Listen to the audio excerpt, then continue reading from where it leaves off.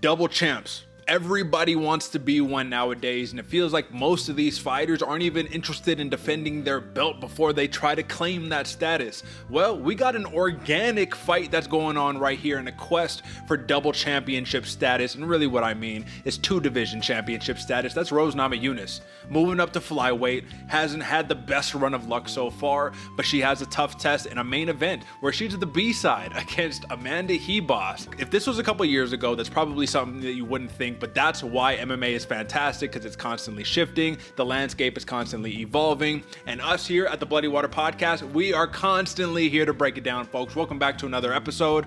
My name is Derick G. I am your host, and joining me as always, the Santa Fe bomber, the New Mexico native, AJ, brother, women's MMA. We've been advocates for many years now, but we found ourselves here, a main event. Seems like for the casuals, this isn't really doing much for them, but this is why we're programmed for the people and for the fight fans. So how you feeling about the card, brother? Derek, I'm feeling great about it, especially because of what you just said. Yeah, this may not be for the casuals, but this is for the hardcores. This is for the money makers out there. This one's for us over here in the Bloody Water, kingdom, if you will, because we're here to make some cash, and that's what makes me excited this weekend. And my man just said it so aptly, so perfectly. Everything that I just said, he said it, boiled it all down in like 3 words. He said, this is for the money makers. That wasn't quite 3 words, but you know what I'm trying to say. So if you're interested in making money, tune in, because we got a lot in store for you. And we're not here to mince words. We're here to jump straight into it. So folks, let's go ahead and let's bring up my favorite part of the program. This is the big screen right here. We got some picks, UFC Vegas 89. Folks, this is the money line sheet. We're not going to talk to you about this one. This is where you take your screenshot, you run to your local sports book, and then you hit the YouTube comments and you thank us later. That's the gentleman's agreement right there. But now we do have a little something to talk about here, AJ, excuse me. And that's the consensus picks, my man. So let's run them down. Rose Namajunas, Carl Williams, Edmund Shahbazyan, and the boy Billy Q. AJ, I ask you week in and week out, what is our theme for the UFC Vegas 89 consensus picks? The theme for this week, Derek, is moments, right? When all of these fighters are go in there, the many different things can happen, but when they do shine, they have these moments that dictate the fights, and right there, that's it for me. If I'm not mistaken, 3 of these 4 fighters on our consensus sheets are coming off of a loss. So yes, I agree. This is moments right here. Make your moment. And if you're Carl Williams, solidify your moment. You already know what time it is. But if you're not just interested in this could be a nice parlay. We're going to talk about more parlays, but this could be a nice parlay right here. If you're not interested in straight bets, if you're a little bit more of a hardcore enthusiast when it comes down to making your money, we got you taken care of because we got some prop locks here. AJ, let's start off with yours, man. Heavyweight overs. It's a hell of a thing, but these 2 guys right here, if there's ever an opportunity for an over, it's here. Talk to the people. Absolutely, Derek. We've seen what Muhammad Usman does in the cage, and he's more of that decision style of fighter, and his opponent, man, Parkin, going against him on a late notice fight, but I still think they're going to put this one past that 2.5 rounds. Minus 175. That's how you know the odds makers, heavyweights, if it's at minus 175, high likelihood it's going to happen. I like it. He's coming off of a win, my man AJ too, for his last prop. So roll with it if you're feeling like tailing the hot hand. But I got a hot hand too, and we got even more hot, even hotter. Yeah, we got a banger in store right here. Ricardo Ramos versus Juicy J. Julian Erosa. If you know anything about these 2 dudes, they're finishers. Damage is on the table, under 2.5 rounds, minus 155. Take it to the bank and cash it. I'm off of a win streak too, so ride the hot hand. But we got a little bit more in store for you. That's not all, folks. Let's talk about the parlays. So, folks, normally we'll hit you with a 2-spot parlays, couple things here and there, but this is a prospect card, meaning that there's not a lot of safe plays. You got to do your due diligence, and this is what we found. Edmund Shahbazyan versus AJ Dobson, under 2.5 rounds. Parlay that together with Amanda Ribas versus Rose Namajunas, under 4.5 rounds. Combine them together. They were both minus money, but this cashes out at plus 198. AJ, give the people a quick word on the prop, or on the parlay. I really like this parlay right here, folks, because both of these fights go to basically the end of it, right? The Dobson Shahbazyan, that's a 3-round fight. 2.5 sounds great. Same thing with the Ribas versus Namajunas, under 4.5 in a 5-round fight. Sounds like both of these girls are going to be hungry, and I love that plus money at 198. And you know what? I love that record right there. 5-2. That is overall for the parlays that we've given you. So we're well above 500 right there. But again, folks, this is for the money makers right here. thank us later in the comments. But what we're here to do next is, you know what we do best. We break down some fights, baby. Let's go ahead and get it. Here's to another main card breakdown, courtesy of your hosts, Derick G and AJ. All right, folks, you know what we're here to do. We're here to break down the main event fights. We're going to start with the most important main event. We're going to work our way down. But of course, before we can do that, please drop a like, subscribe. I actually don't really matter. The likes don't matter. You can comment. We love a good comment, but I want you to subscribe. At this point right now, we are over 850 subscribers strong. The goal is 1,000. I want to hit that in 2 weeks. Smash them. Listen, this is what we do here. We set unrealistic goals, but we aim for high targets because even if you miss high, and that's what we love to see. So, AJ, one last call to action before we go ahead and get going, and that's to clearly tell a friend to tell a friend. Tell them the importance of telling a friend about the program, my man. Oh, man, I didn't know that was going to me, man. I thought you already covered it. But, Derick, you said it best, man, right there. You said unlofty goals or high expectations, whatever it was. Folks, I want you to prove him wrong. 2 weeks, that's a long time right there. We've been consistently, or I should say y'all have been consistently pushing numbers our way. So, man, do us a favor. Get us there quicker than that. Prove that we got a strong army over here and hit that button and make sure you share with your friends because like we've said before, this is for the money makers. So if you're not sharing it with your friends, what are you doing, man? Come on. What are you doing? I know what we're doing. We're breaking down some fights, baby. So let's go ahead and let's start off, AJ, with the main event. Amanda Ribas, surprisingly, the A side, not too surprisingly, given that Rose Namajunas is coming off of a loss. But if you look at it, man, some could say this is a get-right spot. Some could say that sometimes you go from being a champion to being one of these top 10-ish type fighters in a new weight class, and this is the start of her quest to become a 2-division champion in women's MMA. Now, my question for you is simply this, man. Rose Namajunas, she opened as a minus 185 favorite on the money line. We take a look at the live odds right now. She's swollen to minus 220 plus 180 comeback for Amanda Ribas right here. So we're still up a weight class. One thing that Rose definitely dealt with in terms of being problematic against Manon Fiorot was the physicality of this new weight class. Do you think she runs into that same physicality issue with Amanda Ribas here, given that Ribas, she fights at strawweight and flyweight? Yeah, Derick, I don't, that's actually one of the questions I had too. Who has like the more physical advantage in here? Because both of these fighters, we've seen them be outsized, especially in this 125-pound class right here. They're not the biggest and most physically dominating of women, but they both still possess a lot of power in there in the frame that they have. It's an interesting one, man, because at this moment, I mean, you asked me 2 years ago, I'd say Rose Namajunas is going to dominate, going to put on the full pressure power. She's going to be putting the shots there. But Amanda Ribas can crack, man, and we've seen her be durable in there and be willing to put herself in situations where she can get the win. I mean, I'm leaning towards a little bit more Ribas, man. Yeah, and you could definitely say, well, she fought Viviane Araújo and she decisioned her. So if she could hang with Vivi Araújo, she probably got some chops on her in terms of some muscles in the gym. But fights are not won with muscles. Fighter win with strategy, IQ, the entire nine. So let's start taking a look down at the props that we have available to us and see how we're going to make some money on this matchup. So purely from just a price to pay from a money line standpoint, given that Rose has swollen to minus 220, is that too high of a price to pay, or do you see that as a reasonable price coming from a former champion up a new weight class? Well, when you put all the stipulations on it, Derick, it feels reasonable to me. But in the track of what Rose Namajunas has been doing and the kind of style of fighter she is, she's very cerebral, right? You're coming off 2 losses. You're not really in where you used to belong, if you will. It feels a little high for me, my man. It feels a little bit high, I will admit that. But the other thing that I think about is that Amanda Ribas has not had the greatest success at flyweight, so it's something to consider.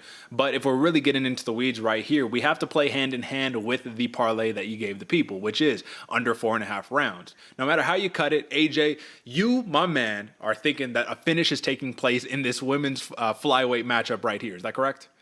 Oh, absolutely. And it seems like the odds makers have at least one prop they're looking at for a finish as well. I think that's the best way it's going to happen is that plus 110 TKO for Rose Namajunas. She can get it done. She has the power. And like I said before, Amanda Ribas puts herself in those situations. It's just up to Rose to be able to capitalize on them. So not to play too much like, X's and O's looking back at the past, right? But even that very impressive win against Juana Pinheiro that Amanda Ribas just had, she wasn't clearly dominating that fight. It seems like Pinheiro ran out of gas at the end of the fight. Ribas was durable enough to be able to capitalize. Now let's look at Rose versus Manon Fiorot, who is not just a really good flyweight, but is a flyweight who is literally next in line for a title shot, depending on how her next fight goes. So my question is this. For Manon Fiorot, it was a close fight. It was not like a dominating one-sided victory on her end. So given that Rose, first time up that new weight class, was able to hang in there and there was a major size discrepancy, are we thinking that Rose Namajunas is going to be able to put that flow style on her? She's not a big puncher either. She's a timing puncher, right? She uses her footwork, her speed, her timing to set you up for the big knockdown. Is that what you're seeing on the side of Rose Namajunas? In other words, to add on to the question, is this just a matter of when does it get done for Rose Namajunas as opposed to Amanda Ribas making this a true firefight? Well, I mean, that's to say Amanda Ribas, because Amanda Ribas can make this a firefight. I think she can, and that's one of the ways where I see her winning this is if she doesn't allow Rose to get in that flow state that you're talking about. But now being, a fight in or a couple fights in with the new weight class, man, Rose is going to be at least more adapt to the cut, or well, less of a cut, I guess I should say. But having to get in that flow state, that's going to be the thing we're talking about right here. And I agree with you. I think it's going to be just that moment of when Rose can capitalize. That's when we're going to see the fireworks. That's when we're going to see the excitement, the oohs and the ahs from the crowd. But until then, what worries me right here, Derick, is seeing Amanda Ribas not control the fight, but stay busy in the fight. And that gets judges points. I'm glad that you hit on that, because that was the last thing that I was going to say before we jump into the actual decision on this, is that Amanda Ribas notoriously, is a busier fighter than Rose Namajunas.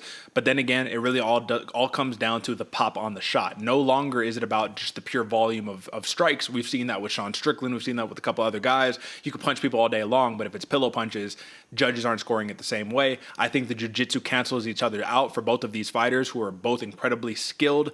We know Amanda Ribas, I think jiu-jitsu is a bigger part of her game, but for Rose, listen, she came into the game as a submission specialist. So all in all, I'm taking submission off of the table. There's two props that I'm interested in. One is a TKO plus 110 for Rose Namajunas. I think that is pure juice right there. And then the other one ultimately would be for me, AJ, listen, for me, over 4.5 rounds, women's MMA, you always have to factor that in. Like, that's almost, it's not a gimme, but under 4.5 rounds seems like something drastic has to happen. And if we see a stall out type fight, someone's going to win by decision. So how much do you hedge that over 4.5?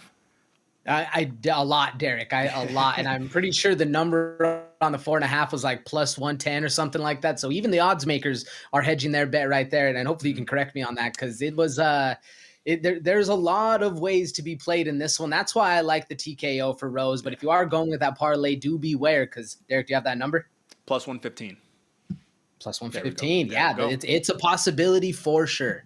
All right, folks. So with that being said, listen, the consensus pick right here, it's Rose Namajunas. All of the other little plays inside of there, tail whoever you feel has the hot hand. But if there's one thing that we really like, it's Rose Namajunas on a money line, and it's that plus 110 TKO by Rose Namajunas. So that is your main event. Interesting. We'll see what happens. And with that being said, AJ, let's go ahead, and move on to the next bout that we have on deck. So Carl Williams, he gets the shot against Justin Tafa, and we know that this was a little bit of another weirdness, man. So Junior Tafa steps in to fight for Justin Tafa, who was injured, and then now he can't fight this fight against Williams, so now Justin Tafa is fighting. It's amalgamation, it's weirdness. But if there's one thing that's clear, we might have a fraud alert on our hands. Just kidding. Fraud is a strong word. But Jailton Almeida, in his last fight that he just had, right, versus Curtis Blades, what did we see? The takedown machine can continue to get the takedown, but if you hang out in the takedown too long, heavyweights hit hard. Elbows to your temple are not fun. So my question here, man, Carl Williams, he kind of gets hit a lot, AJ. Justin Tafa is a bad man. They call him that for a reason. I think my man just lost a meniscus or something like that, but I don't think that's going to stop the power in those punches. So what's the game plan? Is it just don't get hit and take him down? Can he afford to stand with Justin Tafa? What are your thoughts? No, I do not think Carl Williams can afford to stand with the bad man in there and go toe to toe. Does he have the capability to stand up and put some good combos together? Absolutely. But the thing is, man, when Carl Williams gets in danger, he's looking to shoot. He's looking to press you up against the cage. He's looking for that kind of style of fight. And like you said, all it takes is a couple elbows right to the ear, and you're hurting. You're seeing birds. You're dizzy. And especially for Justin Tafa, man, he has absolute power. He has crack in his hands. So I think this is going to be more of a trepidatious fight. We're going to see these two kind of feeling each other out first before the big bombs coming in. And I do not see Carl Williams just shooting like he normally does, right? 15, 30 seconds into the fight. I think they're both going to have to be very careful on how they get it done. You know what scares me, AJ, is that Carl Williams, as you can see here, he opened up as a minus 240 favorite. Live odds down to minus 190, plus 160 comeback for the bad man, Justin Tafa. And I think that if you just look at his last fight, you ain't got to go far. Just look back at his last fight. You'll see who'd he fight. The Vanilla Gorilla, Chase Sherman. He's in BKFC right now, back to the old stomping grounds. Brother, he got tagged up by Sherman, and it took him quite a while to get that shot in the first place. So it's the same thing that I think about, completely not on the same level, but when I'm training jiu-jitsu, and there's the big boys up in there, I'm talking about 250, 275. Listen, I'm a $180 right here on a good day, you know what I'm saying? So you go in with some trepidation. You say, okay, how am I going to set up this shot? Because if I fail on this shot, the consequences are so high. If he fails on a shot against Justin Tafa, ground and pound, it can be done very quickly. But then again, Carl Williams is an athlete.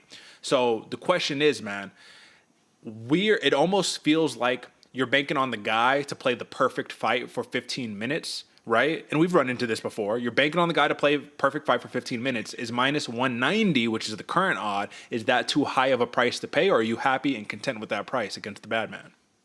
I wish it was a little lower. I wish it was more of a minus 150, minus 130 for Carl Williams comeback. But now I'm looking a little bit more towards being happy paying that price to enter, man. Because minus 240, that was absolutely ridiculous on a money line, especially against the bad man with all the scenarios. But I like this one a little bit more. My logic for this fight is incredibly simple. I think that there's two methods of victory here for Carl Williams. You get Justin Tafa down and you're able to hit him with the ground and pound to get him on out of there. I think it's going to take him a little bit longer. I don't think it's going to be very quick and easy. Or you stall him out Jailton Almeida style and you decision him. And that's what makes me say, all right, well, if that doesn't happen, there's only one hedge to make here. It's not even going to be a money line hedge here, AJ, because the numbers have gone down. It's the TKO hedge, plus 185, TKO, Justin Tafa. You just hedge it right there, and you just make peace with whatever you got. Or you say, all right, well, let's not forget, we got some overs and unders in play. I'm taking a look at over and under 1.5 rounds, minus 165 for the over, plus 135 for the under 1.5 rounds. What would you take the stab at? Over or under? That's an interesting one, Derek. I'm betting on Williams, so I'm going to take the over on this one. But I can see if you're a Tafa better right there, that under 1.5, and what was it, plus money? Plus 135. Woo, that's juice right there. That's juice. So that's why I say, I really, more than anything, just the overall plus 185 TKO, I could see it happening in so many different ways. But then again, I got fooled at least a little bit by the hype of the bad man Tafa brothers. It wasn't even the bad, it was Junior, it was the little brother. But the brothers, right? You get hyped up, they're scary guys. And then you realize, if you take them down or you kick them in the leg, things start to change a little bit. So the bet is on Carl Williams. That's the consensus pick. I don't think that you go hard on a money line for Carl Williams. You don't go hard, right? But if there is a prop to play, I really like the plus 200. I might look dumb and he might hit him with the plus 325 TKO, but I think that Justin Tafa might be a little harder to get out of there because his last 3 losses in the UFC, in his last 10, 2 by decision, 1 by KO, that was to Jorgen De Castro. Shout out to him, man. It's been quite a while since we heard that name.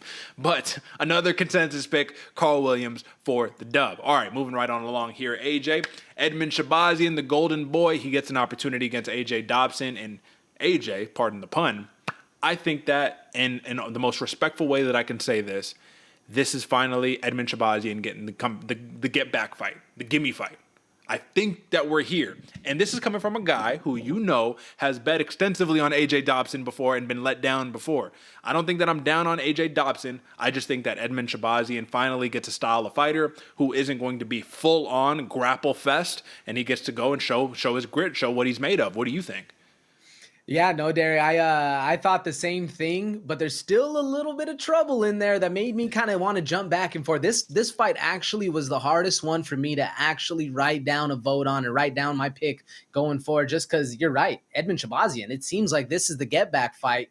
We've also seen him let us down before, and as much as you're not out on AJ Dobson, man, he can come back in this fight and really get things going if he's able to find those magic moments. I do think it's lending more towards the Shahbazyan side. The odds makers, or at least the fight style, lends a little bit more towards Shahbazyan. But the thing is, man, he's coming off of what, 4 of his last 5 fights or losses. And there's some mental games that have to be played to get yourself back to the golden boy. We'll see if he can get it done right now against AJ Dobson. I hear what you're saying, and I know coming off of that mental lapse can probably be very difficult for any athlete, any person in general. But one thing that I want to remind you is the resume, man. This dude's resume is different. It's much different than AJ Dobson's. If you're talking about those last 5 fights, you're talking about Fluffy Hernandez, what a run, how that one aged, even though that was a nasty loss, right? Dalcha Lungiambula, Nasruddin Imavov, Jack Hermanson, Derek Brunson. I mean, I'm not saying that that's a ridiculous cast of fighters, but that's a pretty ridiculous cast of fighters. Now, if you're looking at AJ Dobson, you got last 5, Tafan Nchukwi, Armin Petrosian, Jacob Malkoon, and really you're nobody else notable after that, right? So I just think Edmund Shahbazyan's fought the stiffer competition, fought that more high-level competition, and if there's a chance to get solid price to pay for Shahbazyan, it's right now, man. I mean, let's look at the live odds right now. Edmund Shahbazyan opened at -195. He's swollen slightly to -210. I still think that's a wonderful price to pay given the matchup. I think that take Edmund Shahbazyan of a couple years ago, and this is like a -400, you know what I mean? Something kind of ridiculous. So the question here becomes, if you look at the last 2 losses for AJ Dobson, and he hasn't lost a lot, man. I mean, you look at the man's record, he's 7-2, not a lot of losses. He's never been finished. Does Edmund Shahbazyan become the first man to put him out of that streak? Does he finish him? Woo, Derek, that's a great question, because we still see, even in the last 4, I may have been talking a little smack on Edmund Shahbazyan's last 5, but he still has that TKO win over Dalcha, and that's a hard guy to put down. I think the possibility's there. And what is it, a +180 TKO for the prop maker? Man, that's looking really good right there. Plus money on a TKO, and that's his most likely outcome. I like it a lot. I don't like it. I love this, brother. I love this. I think, look at Shahbazyan, man. This is how he came up. He came out knocking everybody out, right? And then you run into some guys, you get knocked out, and now I think he's coming for vengeance. I don't got a lot to say on this one other than AJ Dobson. From a striking perspective, he needs to get this fight to the ground as soon as possible. And if you can't keep Shahbazyan on the ground, if you can't take his back, snatch his neck, I think it's going to be a very long, short night at the office, because I think Shahbazyan gets him out of there. So 1, smash the +180 TKO. That's what I will be doing personally. And then number 2, let's take a look at that over and under. 2.5 rounds. +105 for the over, -135 for the under. So that all coincides right there. I'll stay away from the over and unders here, and I'll just say smash the TKO for Edmund Shahbazyan, or pay the full price, -210 for the money line, which is what the live odd is right now. And I think you're going to be a happy camper. But this is, again, another consensus pick. So AJ, you got anything else on this one, or are we ready to declare the victor? Consensus pick, +180. I love it, Derek. Let's roll. Let's roll it. All right, moving right on along. Now, folks, when I told you that this is a Fight Fans card right here, this is, even though we got a very popular, hyped up prospect in Cameron Saaiman, who has found himself to be on the B side against Peyton Talbott. Now, why is that? It's probably because Peyton Talbott still has his O. Saaiman just lost his O, right? This is still a very interesting matchup right here. So I want to start by just talking about just the pure money line. -140 was the open for Talbot. If we take a look at what we are at right now, hasn't moved much. -150, +125 underdog for Cameron Saaiman. Now, given that Saaiman had so much hype coming into his young career off the Dana White Contender Series, yeah, there were some fouls and some nut shots and, the whole 9 in there where we said, bro, such a good win, but if you could stop doing penalties, you'd be in a sweet spot. Why are we seeing him at plus money right here? Peyton Talbot, he hasn't popped off the screen to me. You know what I mean? Why are we seeing Saaiman at plus money? Well, that's interesting. He hasn't popped off the screen to you, Derek, because I do think Peyton Talbott popped off the screen to a lot of people. I mean, he has the funky style. He's got the big hair. He has a very interesting style of fighting as well. Nonetheless, like his crazy tattoo in the middle of his chest. I think a lot of people were just hyped up for Talbott. And don't get me wrong, it makes me worried as a bettor right here, because is it all hype, or is Cody Saaiman the real deal and he's going to bring it in? You feel a little offended when you're the guy that's, been the rising star, and now something new, shiny comes out of nowhere, and you're on the B side now. You're wearing the blue tape. I think Cody Saaiman might have something for it, but maybe. Other than that, Derek, I don't know. Put some respect on the South African's name. His name is Cameron Saaiman, my man. Listen, My bad. come from my man in the comments. South Africa rides with theirs. Come from my man. But nah, listen to this. I really think that there's going to be one major flaw in Peyton Talbott's game that we saw pretty early, even in his last fight against Nick Aguirre, and that was takedown defense, right? I think Cameron Saaiman takes him down, and I think we ride from there. There has been speculations here that there's a couple dogs on this card that should be pretty solid favorites, right? I'm not going to take any guesses on who those are, but I think Cameron Saaiman is one of them. I think this is a live dog right here, and that's why for me, I have to roll with Cameron Saaiman. I know coming off of that last loss to Christian Rodriguez, who is he's the hype stealer, man. You see, he's coming in. He's just wrecking everybody when it comes down to hype and all that. I think he ran into one of those spots, man. You come in hype, you feeling yourself, you suffer your first O, and that's the big question before we jump into these props, AJ. The mental fortitude of somebody who just took their first O. How do they come back? What do you think personally from your experience of just watching mixed martial arts, man? Sometimes it's good, sometimes it's bad, but oftentimes this is the fire under their butts that turns them into a different fighter. So what do you think? I agree with you, Derek. I think it could be multiple ways, but at the point of where Cameron Saaiman, brother, fans come at me in the comments. I expect it because I fucked up his name, but Cameron Saaiman over here, he's at the perfect point in his life. What is he? 9 or 10 fights in, but I'm trying to find his age. What is he, 2020? 23 years old? Still yep. Young enough to have that hubris, but still old enough in the fight game to realize this is something that impacted him, and he can grow from it, right? We used to say back in the day, it's like the arrow, you're pulling back the bow to shoot you, whatever the saying is that's actually out there when you get it correct. But this is that moment, man. For Cameron Saaiman, it's something that was taken away from you, and now you get to get it back by taking away somebody else's. It's basically a moment made for the movies. That's it. And if you look at it, yeah, Talbott, he's got a little bit of, does he have a little bit of height? A little bit of height, a little bit of reach, right?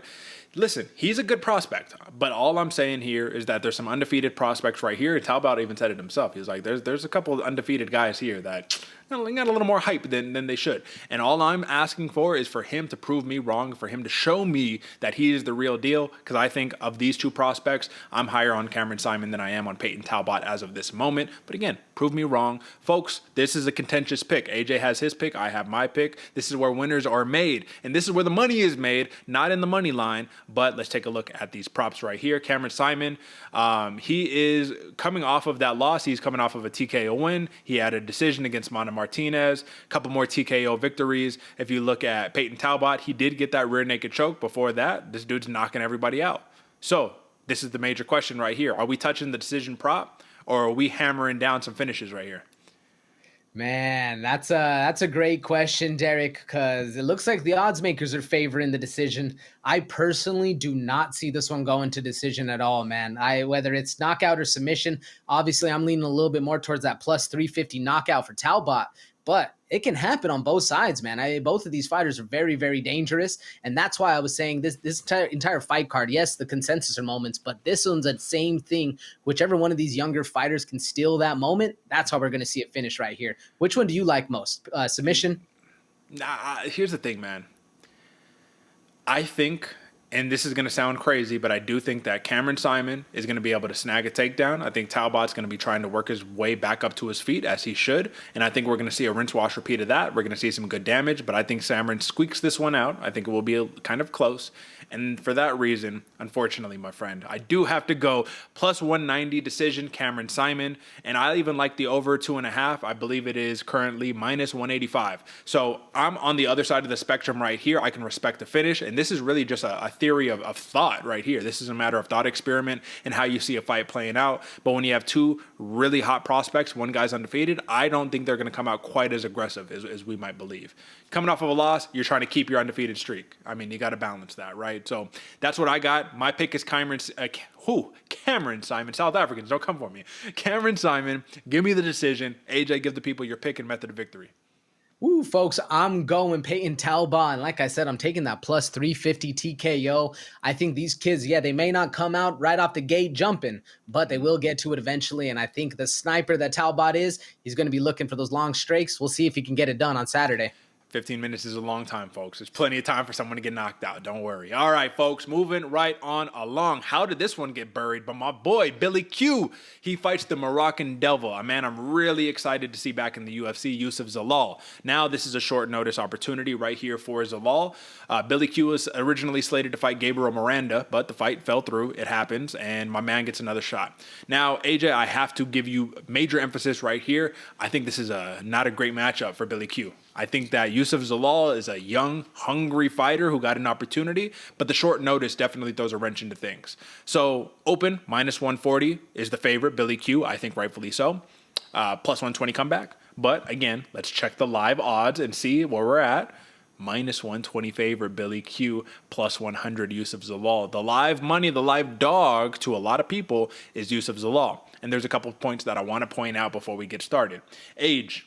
Billy Q, I know we love him, 35 years old. Not what you want to be at in this stage of your career at 145. Then again, Youssef Zalal, a fresh 27 years old. Who's more defensively responsible, Youssef Zalal or Billy Q? I would say that has to be with Youssef Zalal, correct? Yeah, absolutely. And then it leads us to the last number that we pretty much need to look at. And it just comes down to who has taken a major emphasis in just racking up control in their fights recently. And for whatever reason, it's Youssef Zalal. Like, he's taken like a major wrestling approach. 3 fights out of the UFC, but he's back. And that leads us to where we're at today. So, you know the animal that Billy Q is. He's a cardio guy. This is only 3 rounds, but he'll break you down over 3 rounds. Oftentimes, he loses the first round. But I do think that this could be one of those, AJ, that you talked about earlier in the show, which is a matter of who is going to be the busier fighter, who is just going to be putting the numbers up. And I think if you're not careful, Billy Q will rack those numbers up very quickly. He's also a jiu-jitsu black belt, so that mitigates some of that grappling that Youssef Zalal might try to do. But then again, I mean, the game can be played many ways. What do you think about this matchup? Man, this one's very, very interesting. You said it, but it was a couple fights ago when we were breaking it down. You want to talk about somebody losing their O. Well, it's even worse for Youssef Zalal, man. He comes in, he gets his shot in the UFC, loses 3 straight, well, then has a draw, but then loses his job, has to go fight in the SCL. And, man, starts actually, instead of what he was before, all decision fights, this dude starts knocking people out left and right. So I think Youssef Zalal is going to be coming in for that same thing. He's going to be hungry. He's going to be looking for the opportunities, especially because Billy Q is that slow starter we've seen. So this makes it very, very dangerous. I still like Billy Q in this. We've seen him be durable. We've seen him be able to withstand stuff, but we've also seen him get completely flatlined. And I don't think Youssef Zalal has he probably has the athleticism to do it, but I don't know if he has the timing necessarily to surprise Billy Q. But, man, this is definitely one that is a potential winnably fight for Youssef Zalal right here. Well, bro, that's why I was saying, I was like, all right, well, a live dog could potentially be here, Youssef Zalal. And here's the problem. This is where everybody's getting behind him. So he's not really a live dog anymore. This is more of the tides are changing in momentum. But then I say, okay, yeah, super impressive 3-fight win streak. And I respect it. And I was really high on this guy from the very beginning of his career, right? Because he came in during the COVID era. So we got to kind of literally see the birth of the UFC tenure. That's, more or less when we started doing this program right here. So context aside. But Youssef Zalal, bro, those 3 wins that he just racked up, they're all first-round finishes, which is what concerns me because you better finish Billy Q early because if you don't, brother, get ready for 3 rounds of violence, of nonstop going. And we know Zalal has the gas tank. That's not the problem. It's just that we saw it against his toughest test, Damon Blackshear, where he got that draw. There was a lot of hugging in that one, a lot of control, not a lot of damage. You look at the loss against Sean Woodson, against Sting Woo Choi, Ilya Topuria. Sheesh, imagine you had to fight that guy early on. That dude ends up being the champ. And then you look at Billy Q. You beat the Leech, Damon Jackson in your last one. Yeah, you got caught by the knee by Edson Barbosa, but you can't fault the man too much.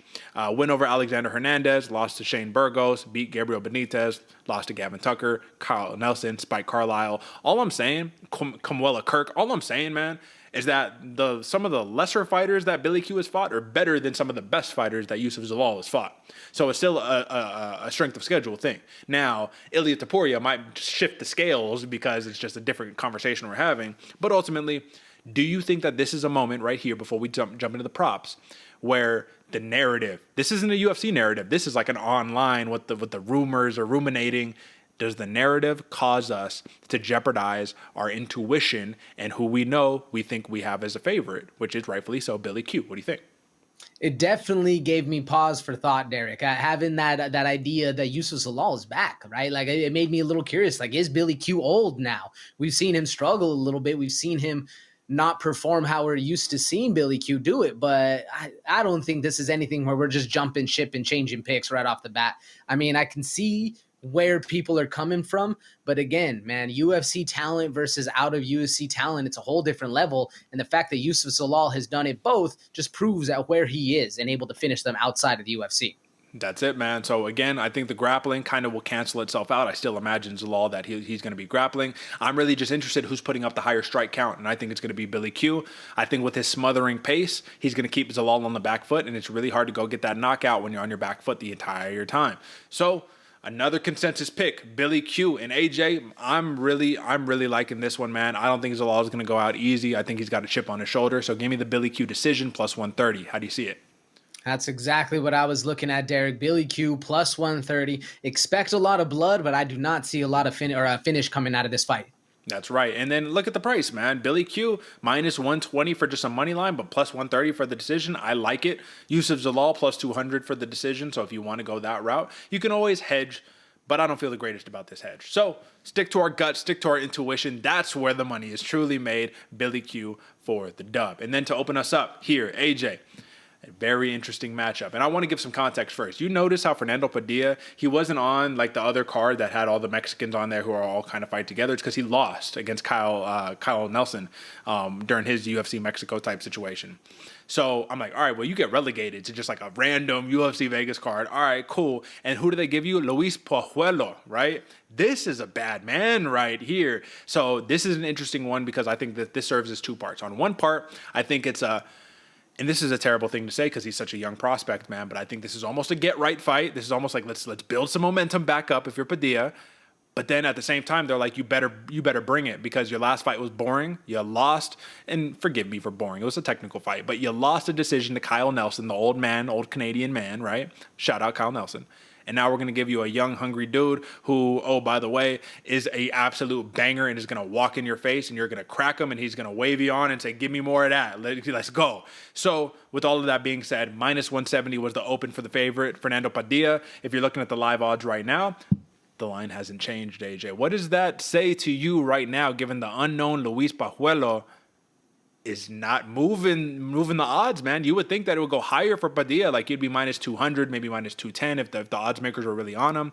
This tells me this is going to be a much closer fight than people believe. What do you think?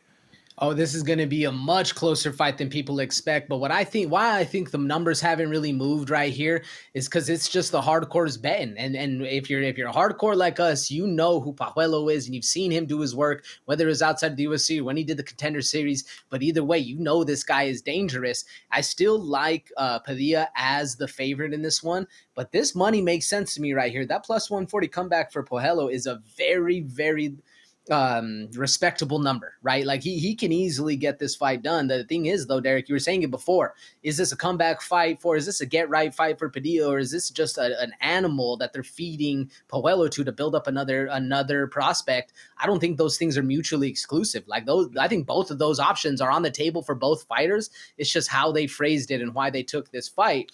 I think, man, this is going to be fireworks. There's a reason it's opened up the main card. And bro, the reason that I am interested in this one is because Fernando Padilla, he's long, he's tall, he's lanky, bro. You see him and you're like, those are the perfect weapons. But this is a tiny cage here in the apex, and you don't got a lot of room to work. So Pajuelo, I think he's going to try to. Oh, he has no choice. You have to close the distance. You have no choice if you're him, right? To either get in there or stay on the outside and get pieced up. But if he could force the action and avoid the Juicy J fate, the Julian Erosa fate that Padilla put on him, where he just gets caught and he just gets slept, right?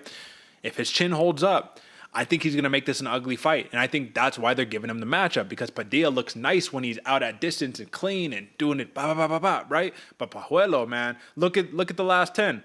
All of the wins, damn near, except two of them are all via finish, right? So this dude is a finisher, and let's look at these finishing odds. Plus 235 for Fernando Padilla, which I kind of like, man, because if Pajuelo walks into the wrong one, you're getting put down. We know Padilla has the pop on his shot. But plus 315 for Pajuelo, who I think, aside from Padilla showing just a phenomenal chin, I mean, I could see him getting the finish, bro. You bring the violence, raise the ruckus. You know what I'm saying? What do you think about that? Especially for Pajuelo and that plus 315 TKO, the one thing that brings me a lot of caution for Padilla is he doesn't check leg kicks, and Pajuelo throws them with everything but the kitchen sink, and that could be a way you get finished here in the UFC. We've seen it happen multiple times. Yeah. You get kicked in the leg, it just doesn't work anymore. The guy comes, beats you up, nothing you can do about it. That can happen right here in this fight. And you see it. There's violence when this man fights. Even in his last fight, the Contender Series fights against Robbie Ring, right? This dude's black belt. He came in popping stiff jabs. I'm talking. You could tell he was a little nervous because you could see everything was hard, right? Pajuelo was like, okay, all right. He got cracked with a good one, and it was just crazy because there was not a flinch. He got cracked with a solid one and said, "Come on, let's go." And that gave me oh man, I'm blanking on the name. I'm gonna take too long trying to think of it. Yeah, I'm blanking on it. I lost it. Another Mexican fighter. He came in, same type of attitude, man, in the UFC. Chepe Mariscal. There we go. That's the vibes that I get from Luis Pajuelo. So all I'm saying here is I think more than anything, we're gonna give you picks and we're gonna make you some money, but expect just violence. Like if this was a prelim, this would be #1 sleeper. Let's go. But with that being said, we're here to make you guys some money. So I'm taking the flyer on Luis Pajuelo for those exact same reasons. If you are a Fernando Padilla, you better come fired up because Kyle Nelson just out-decisioned you. And Kyle Nelson's a vet, so that's respect. You can't downplay that. But I think if Pajuelo brings the ruckus, you have to match it. And if you can't match it, I either see him getting outpointed due to damage scoring, or I just see him getting flatlined purely. So I'm going to take Pajuelo and AJ. I'm going to do it. Plus 315 TKO. Let's run it up, man. We taking a flyer. We taking a flyer for real. Go hard or go home. Ride with me if you want, folks. But that's the pick. AJ, give him the pick and the method of victory. I'm on the other end, folks. I actually like Fernando Padilla, and I'm taking that minus 170 money line. I know it's a little higher, or it's a little bit of a higher buy-in, but man, this guy can either get the TKO, or I can also see him controlling the fight, managing that range, using the long kicks to keep Pajuelo at bay, and winning a decision right here. So I like that minus 170 money for the prop odds on Fernando Padilla. Right on. And then let me just preface, folks, if you're like, yo, simmer down, homeboy, you going a little hard, plus 140 is a very respectable live dog right there. Like I would take that 9.9 out of 10 times out of the week. So with that being said, folks, that's your picks. And that's your main card breakdown right there. So you know that we still have some business that we have to handle here. And of course, that business is going to be talking about the unknowns of today, but the stars of tomorrow. As we always promise, we're going to keep it short, sweet, and to the point. This is a 60-second pitch, so let's go ahead and let's run it up. It's time for some fight night. And if you ain't paying attention, you're going to sleep on me and I'm going to wake you up. All right, folks, like I said, we got some bangers, and I'm ready to bring up my favorite part of this program, which is the big screen, baby, to break it all down. AJ, I'm going to let you just run away with this one, man. Talk to the people. What do you got here? Woo! Igor Severino versus Andre Lima. We got two undefeated fighters coming up in the ranks, man. We got 8-0 versus 7-0. But what really likes me about this fight, man, 13 combined finishes, and the vast majority of them in the first round, folks. This is going to be fireworks from the jump. Yeah, it's 125 pounds, so we might not see a lot of big blood, big bombs and stuff. But I'm telling you, we're going to see a lot of action, a lot of violence, and a lot of very technical fighting going on right here. Better not blink. This one's going to be a blast. This is Brazil on Brazil violence right here, folks. Undefeated prospects. Tune in. You already know what the vibes are. And then I got a good one for you. And folks, I don't got a lot to say here. This is how I'm going to set the table for you right here. Steven Nguyen, I think is how you say it, versus Jarno Aarons. You got a dude who is a massive finisher. The Ninja.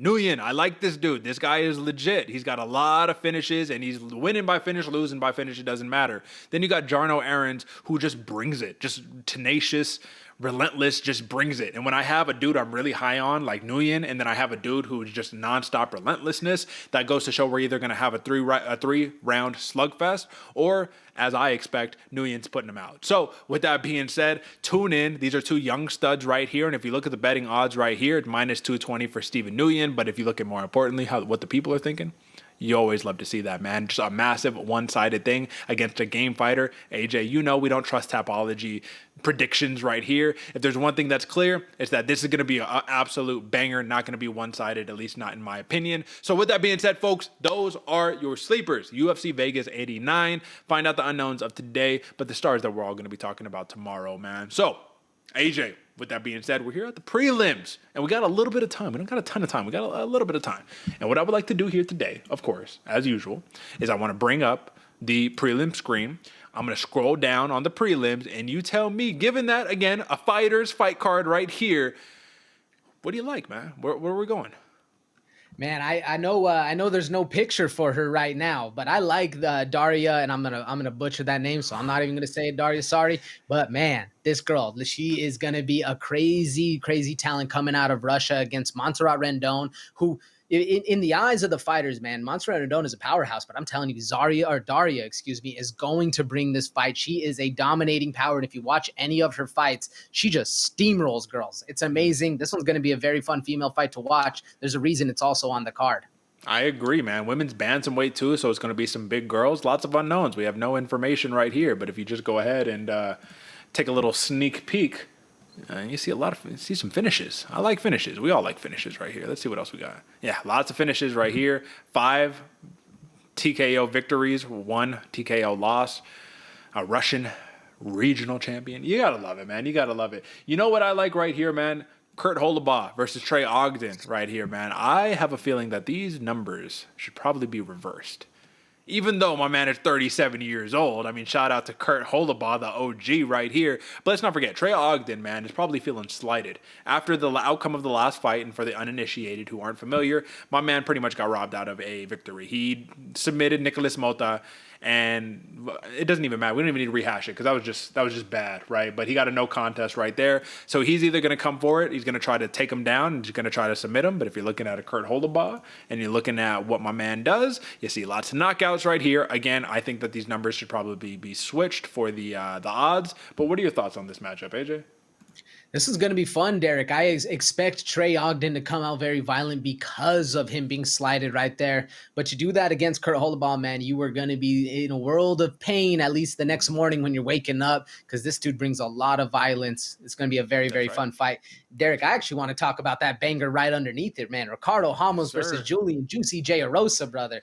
This one's going to be a lot of fun. I mean, we know what both of these fighters do, and that's what makes me most excited. So there's a lot of hardcores that know what's going to happen. But, man, I think with the way Julian Juicy J. Arosa has been fighting lately, he's going to be able to find those moments where he delivers a lot of damage, and hopefully he can get a finish. What do you think about this one, Derek? I think that the number one question that I have going into this one is the same question everybody else has, which is like, can Juicy J's chin hold up? That's just the question. No, seriously, bro. I know it's funny and you never want it. Like, it's no disrespect, man. It's just you're looking at it and you see some bad knockouts, man. He got chinned by Bruce Leroy pretty bad, bro. So if you're looking like at his losses, right? Last 4 losses are by knockout. And these aren't like knockouts. These are like knockouts. These are bad knockouts. And if you look at in totality, man, like I would pull up the numbers right here. Won by knockout 11 times, lost by knockout 8 times. And my man is live by the sword, die by the sword. If there's an opportunity here, it's submission, but you're not going to submit Ricardo Ramos, bro. Like, that's not the guy you play jiu-jitsu with. So that's the problem right there. That is the real problem, because if you look at Ricardo Ramos, where'd he go? There he is. Look at this, bro. Yeah, you know, he plays the game. He plays the jiu-jitsu game, and he's lay and pull guard. Be like, come into my guard so I can submit you, so I can knee bar you or spinning elbow KO you or whatever. But the point is, man, just look at it. Like, he either wins big or he loses big. There's really no ifs, ands, or buts in between. So the question is, what's the method of the finish? Because I think a finish is here. That's my prop lock is under 2.5 rounds. What's the method of the finish? Ooh, if you're Ramos, obviously submission. If he can hunt that takedown, keep him down, find something in a scramble, because Julian Rosa, he can scramble out of things. So it's not like he's going to be just laying down and letting that submission happen. And if you're Rosa, man, you better hope for that TKO. Yeah, I mean, I think it's pretty fair. Let's not forget, Rosa, he does got those Darce chokes, those long limbs right there. So a lot to think about right there. But folks, we made it. We made it to another outro. Hey, listen, again, if you rocked with us for this entire program right here, it's not only that you're a fight lunatic like all of us here, a hooligan, but it's because you like to make a ton of money. And I can't be mad at you for that. I'm only going to ask you to do one thing. That's hit the subscribe button.